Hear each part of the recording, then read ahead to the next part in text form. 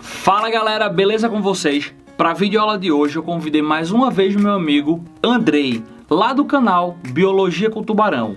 O canal dele é o primeiro link da descrição. E hoje falaremos sobre enzimas. Então se você quer conhecer um pouco mais, não feche esse vídeo e assista até o final.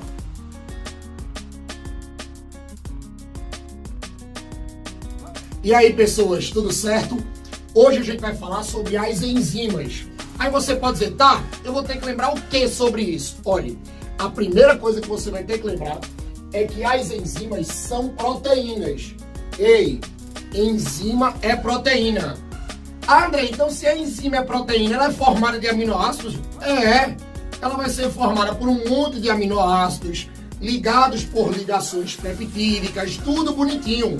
A enzima é uma proteína, sendo que é uma proteína especializada na aceleração das reações químicas do corpo. Isso, todas as reações que estão acontecendo no teu corpo agora, elas são aceleradas pelas enzimas. Por isso que vocês encontram em provas dos diversos vestibulares que as enzimas são os famosos biocatalisadores, porque são os aceleradores naturais. Aí você pode dizer, tá, então a enzima ela vai acelerar as reações. Ela vai acelerar as reações. Mas aí vocês tomem cuidado com a função geral das enzimas. Porque assim, uma coisa é fato, ela acelera a reação química. Aí você pode dizer, tá, mas ela só vai fazer isso, para que ela faz isso? É o seguinte, vocês aprendem lá na química que as reações químicas, elas produzem uma energia de ativação. E vocês aprendem lá que quando essas reações elas são rápidas, a energia de ativação ela é baixa. Mas se uma reação química for lenta, a energia de ativação é alta. Ou seja, é inversamente proporcional. Ou seja, reação rápida, energia baixa. Reação lenta, energia alta, inversamente proporcional. Aí você pode dizer, tá, mas o que é que isso vai mexer com o meu corpo? É o seguinte, as enzimas, elas vão acelerar as reações. A partir do momento que ela acelera a reação, eu acabei de lembrar para vocês que se ela acelera uma reação, a energia de ativação ela fica baixa. Mas por que a energia ela tem que ficar baixa, Andrei? Porque a energia baixa, ela não mexe com a temperatura do corpo. É o quê? É isso mesmo. A energia de ativação das reações, elas têm que ficar baixas, para não mexer com a temperatura do teu corpo. Então a gente vai dizer que a função geral da enzima é o seguinte, ela acelera as reações para manter a energia de ativação baixa, para que você não tenha alteração na temperatura do teu corpo. Porque assim, se as enzimas pararem de trabalhar, as reações químicas ficam mais lentas. Se as reações ficam mais lentas, a energia de ativação vai começar a subir. E junto com ela começa a trazer para cima a temperatura do teu corpo. Aí você vai começar a ter problemas, beleza?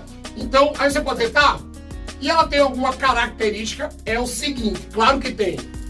Quando vocês pegarem as características gerais das enzimas, a primeira característica que a gente não pode esquecer mais é que as enzimas elas são específicas quanto ao seu substrato. Toda enzima vai ter um substrato específico. Aí você pode dizer, tá, mas eu não lembro nem o que é substrato. Calma, menina, é assim. Olha, o substrato, toda vez que você pega essa palavra, o substrato ele vai significar que ele é o reagente. Isso aqui é o reagente da enzima. Aí você pode dizer, tá, mas elas são específicas como? Muito. É por isso que vocês já devem ter lido por aí que essa especificidade é aquela especificidade que a gente chama de chave fechadura. Isso é aquela especificidade que a gente chama de chave fechadura. Aí eu coloquei um esquema, vê só. Esse desenho aqui, a gente vai dizer que esse desenho, ele representa a minha enzima. Beleza? Esse esquema aqui, ele representa a minha enzima. propositalmente eu deixei esse espaço para ser o encaixe do substrato. André, esse espaço tem nome? Tem, monstrinho. O nome desse espaço aqui, ó. O nome desse espaço é o que nós chamamos de sítio ativo. Isso aqui é o sítio ativo, aonde o substrato vai encaixar. Esse retângulozinho aqui, ó, isso aqui é o meu substrato. Aí, vê qual é o detalhe da história. Se o sítio ativo ele é retangular, ele só pode encaixar um substrato retangular, porque essa coisa de chave e fechadura vai depender do formato tridimensional das moléculas. É esse formato tridimensional que vai fazer com que a enzima ela seja específica quanto ao seu substrato. Então, quando vocês pegarem isso em qualquer lugar, essa especificidade de enzima substrato, isso aqui vai ter a ver com o famoso formato, ó, formato tridimensional. Isso aqui vai ter a ver com o formato tridimensional, ou seja, se eu tivesse colocado aqui um sítio ativo redondo, o substrato tinha que ser redondo. Se eu tivesse colocado triangular, tinha que ser triangular. A gente faz assim para mostrar a vocês que essa relação é uma relação específica, beleza? Então não pode esquecer, os substratos, eles são específicos quanto à enzima, tranquilo? A segunda característica a gente diz assim, as enzimas elas ficam intactas depois das reações. Olha, não acontece nada com as enzimas na reação. Ei, olha pra mim. Não acontece nada, monstrinho. Zero, não tem problema. A enzima termina uma reação como se tivesse acontecido nada. Que aí vê qual é o detalhe. Uma coisa puxa a outra. Se a enzima ela termina intacta de uma reação, então uma mesma enzima pode fazer várias reações num intervalo de tempo curto.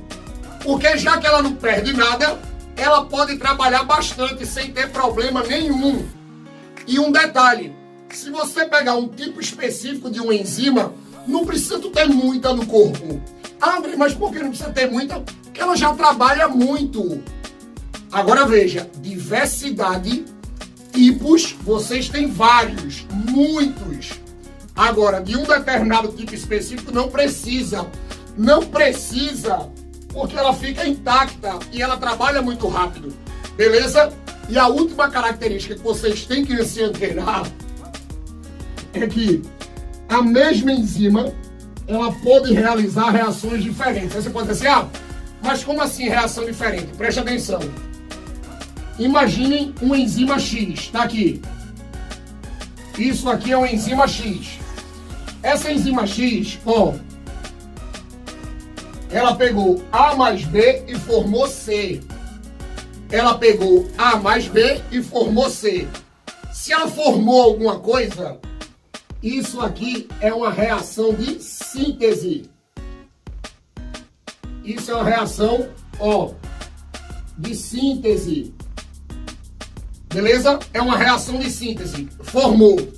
Mas essa mesma enzima X que formou C, ela pode muito bem pegar C e transformar novamente em A mais B. Ou seja, a enzima que formou C foi a enzima que quebrou C, fez a reação de Lise. Fez a reação de quebra. Lembrem que Lise é quebra. Então, uma mesma enzima, ela realizou duas reações diferentes. André, onde isso acontece? Lembrem do sistema respiratório. Quando vocês trabalham no sistema respiratório, você tem uma parte chamada transporte de gases. E vocês aprendem lá nos transportes dos gases que a principal forma que o dióxido de carbono anda no teu corpo é na forma de bicarbonato. E esse bicarbonatozinho ele vai ser produzido com o auxílio de uma enzima chamada anidrase carbônica. No processo de formação do bicarbonato, a anidrase carbônica, ela forma o ácido carbônico, mas ela também quebra o ácido carbônico. Então, a mesma enzima, lá no sistema respiratório, ela faz duas reações.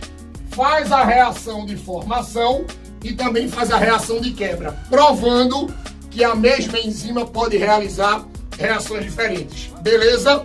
Mas vamos agora para os fatores de variação no trabalho enzimático. Vamos dar uma olhadinha neles. Valeu!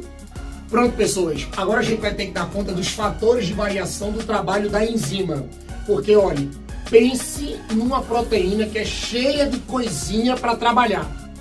Para ela trabalhar, você vai ter que ter fatores que vão ter que estar equilibrados. Ah, André, quem são esses fatores? Ei, menino, o primeiro fator que a gente vai ter que lembrar é a temperatura. E vai ser assim, preste atenção.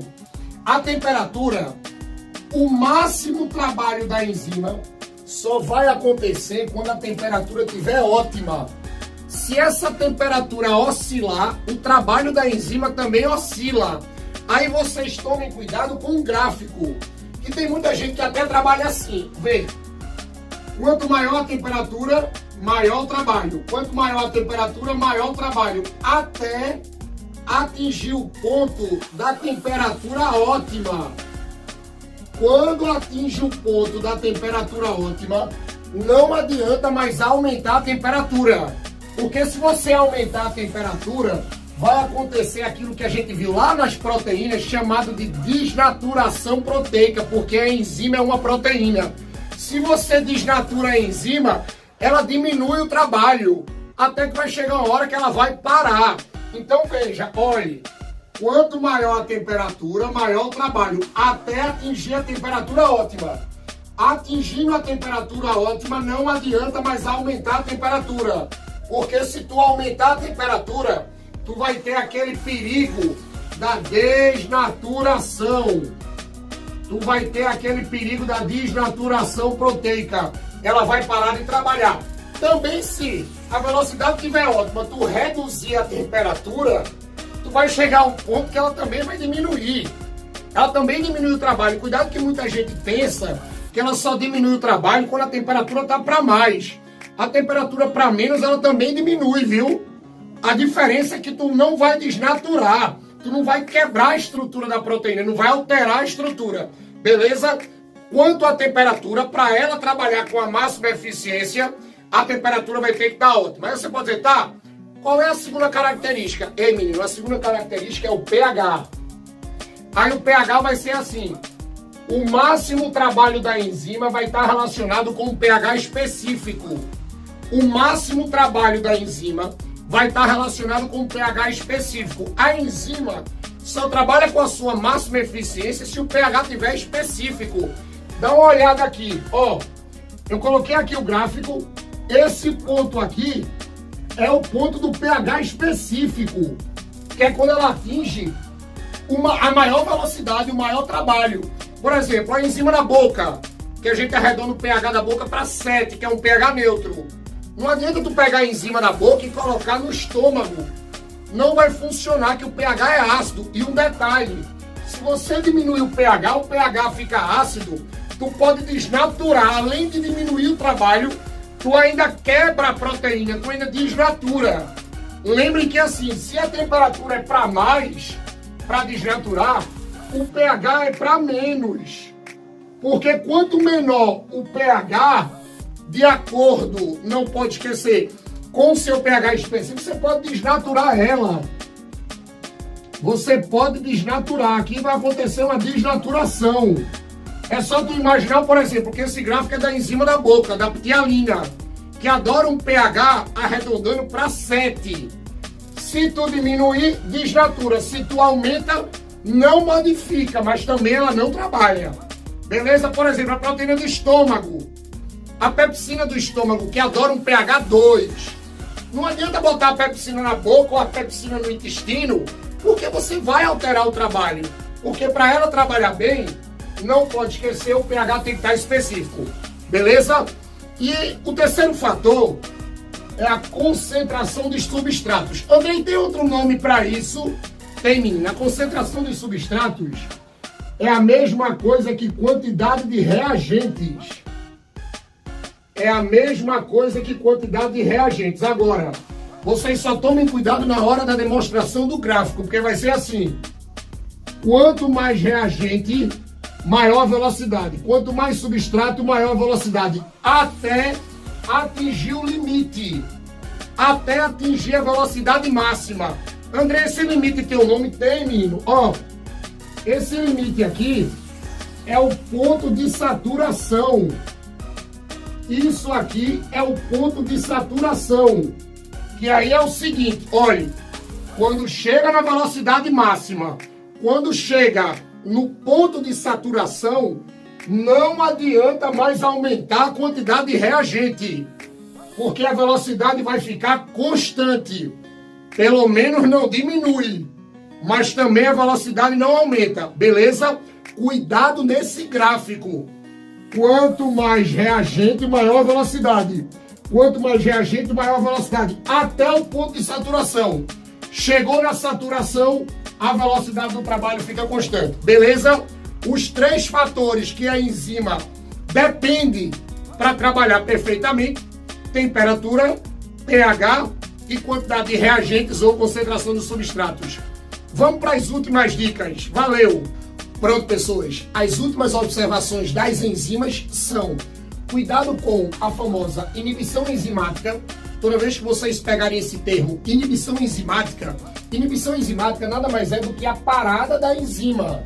É a parada do trabalho da enzima. Aí você pode dizer, tá, mas essa parada vai ter tipos? Olhe, os principais exemplos que a gente usa das inibições enzimáticas são a inibição competitiva e a inibição não competitiva. Como o nome já diz, vocês fiquem tranquilos que não tem problema nas provas, porque assim, a inibição competitiva é quando você vai ter uma competição entre 2 substratos pelo mesmo sítio ativo.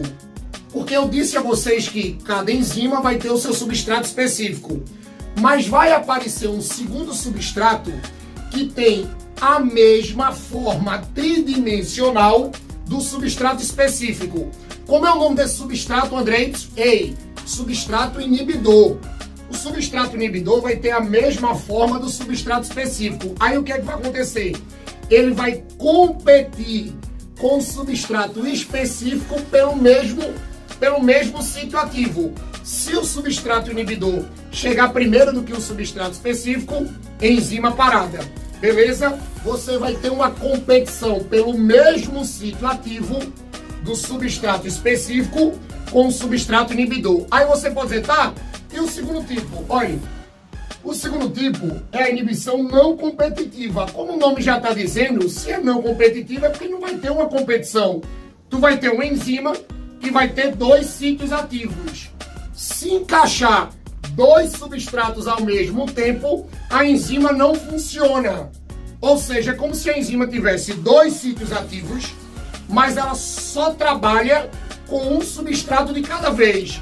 Se 2 encaixarem ao mesmo tempo, vai ter um que vai ser o substrato, ou melhor, vai funcionar como um substrato inibidor. Porque quando encaixa os 2 ao mesmo tempo, a enzima não trabalha. Inibição não competitiva. Beleza? E a última observação, cuidado com isso aqui, é o que a gente chama de enzima conjugada. Ah, André, mas o que é uma enzima conjugada? Olhe, no meu corpo e no corpo de vocês, tem enzimas que, para que elas comecem a trabalhar, elas precisam se juntar com estruturas que não são proteínas, para como se desse um empurrãozinho para ela trabalhar. Aí você pode dizer, tá, qual é o nome dessas enzimas? Olhe, as enzimas que são formadas no corpo da gente, que precisam de um empurrãozinho para trabalhar, são as apoenzimas. A apoenzima é uma enzima inativa. Ela precisa se juntar com um cofator ou uma coenzima. Ei, olha esse negocinho ou. Andrei, por que ou? Porque assim, cofator é diferente de coenzima. Vocês só usam a palavra cofator se a substância for inorgânica. Se a substância for inorgânica, é um cofator. Se a substância for orgânica, é uma coenzima. É uma coenzima. Então o que acontece? O cofator é um ativador enzimático inorgânico. A coenzima é um ativador enzimático orgânico.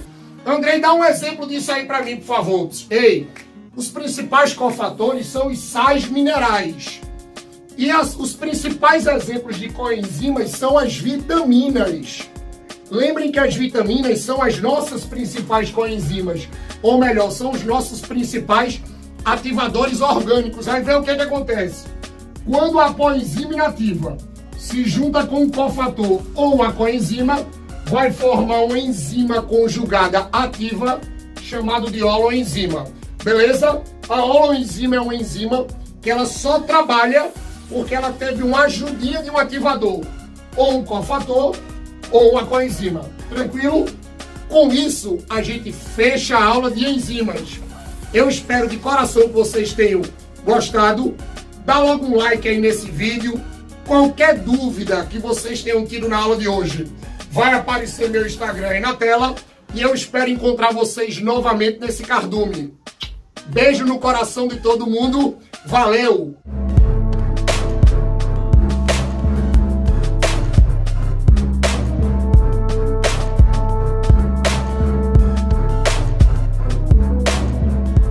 É isso aí, galera, nossa videoaula vai chegando ao final. E se você é novo no meu canal, aproveita, rola a tela um pouco para baixo, clica nesse botão vermelho, inscreva-se e ativa notificações, que é para o YouTube avisar vocês quando tiverem videoaulas novas aqui no canal.